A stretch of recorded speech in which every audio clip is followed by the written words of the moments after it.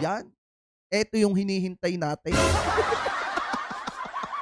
Eto mga kababayan, inilabas kanina ni Secretary Abalos or DILG Secretary Abalos, eto pong etong litrato ni Kibuloy mga kababayan ang hindi na naka-blurred. Kasi nga, ang panawagan ng mamamayang Pilipino kahapon nung lumabas yung mugshot nitong si Kibuloy, na naka-blurred mga kababayan, bakit daw yung iba? Lalo na yung mahihirap nating kababayan, kapag ka daw inilabas mga kababayan yung, kapag ka daw nakulong or di kaya naman nahuli ng mga otoridad, at nagkaroon ng mugshot, inilalabas daw sa publiko. Pero bakit daw yung kay Kibuloy naka-blurred? So ngayon mga kababayan, inilabas po yan kanina ni Secretary Abalos at ang sabi po dyan, may caption po yan, na no one is above the law.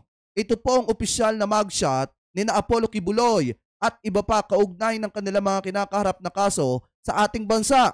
So kung titingnan natin mga kababayan, ito kapogi